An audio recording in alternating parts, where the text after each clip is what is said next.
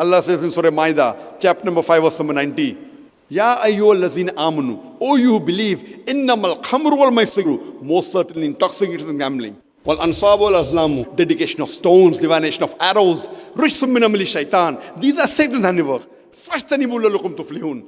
Abstain from this handiwork that you may prosper. Here Allah subhanahu wa ta'ala is saying that alcohol, gambling, dedication of stones, fortune telling, all these are Satan's handiwork. Abstain from it that you may prosper. All these things, it disrupts the universal brotherhood. Alcohol, gambling, fortune telling, dedication of stones. If you stay away from all these evil acts, which are signs of the devil, it will increase the universal brotherhood.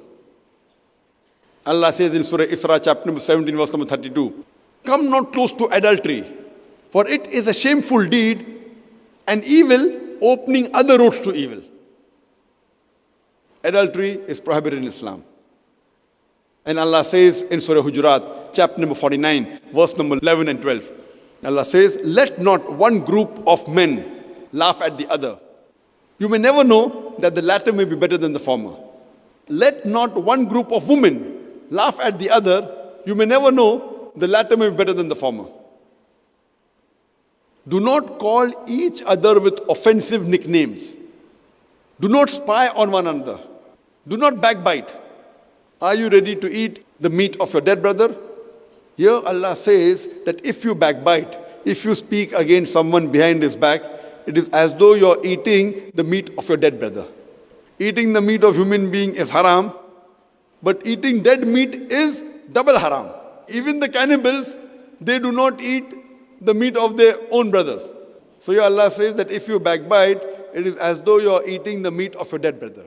And Allah says in Surah Humazah, chapter number 104, verse number 1, وَيْلُلْ لِكُلِّ هُمَزَةٍ لُمَزَةٍ. Woe to every kind of scandal monger and backbiter. These are guidelines given in the Quran to promote universal brotherhood. But besides talking about universal brotherhood, Islam says you should exhibit universal brotherhood minimum 5 times every day in your practical life. I'm talking about the second pillar of Islam, that is Salah. When we offer Salah, we practically demonstrate universal brotherhood 5 times a day.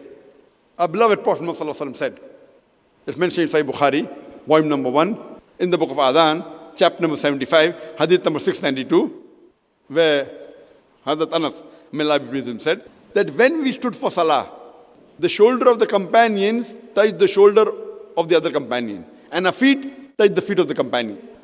The beloved Prophet Muhammad said, it's mentioned in Sunan Abu Dawud, volume number 1, in the book of Salah, chapter number 245, hadith number 666, that the Prophet, before starting Salah, he said, that close in your gaps, stand shoulder to shoulder, and do not leave any gap for the Satan. So when we offer Salah, it is compulsory that the Muslim, we should stand shoulder to shoulder and feet to feet. Irrespective whether you're rich or poor, whether you're a king or a pauper, when you stand for Salah, you stand shoulder to shoulder. Irrespective whether you're black or white, yellow or brown, when you stand for Salah, you stand shoulder to shoulder. We Muslims have to practically demonstrate universal brotherhood minimum 5 times a day. The other very good example of universal brotherhood is the 5th pillar of Islam, that is Hajj. The Hajj is the biggest annual gathering in the world. And during Hajj, nowadays, about 4 million people come from different parts of the world. From America, from Canada, from UK, from Malaysia, from Indonesia, from India. 4 million people. And the men, they are dressed up in 2 pieces of unsewn cloth, preferably white. You cannot differentiate the person standing next to you whether he's a king or a pauper. When you're in ihram, the purpose of the ihram is that all of them, they wear the same clothes, 2 pieces of unsewn white cloth. You cannot identify the person standing next to you whether he's a king or a pauper. And you say the talbiyah, labbaik Allahumma labbaik, labbaik Allahumma labbaik. Here I come, O my Lord, here I come at your service. More than 4 million people from different parts of the world, of different nationalities, different colors. They come only at the service of the Lord. That is the best example of universal brotherhood.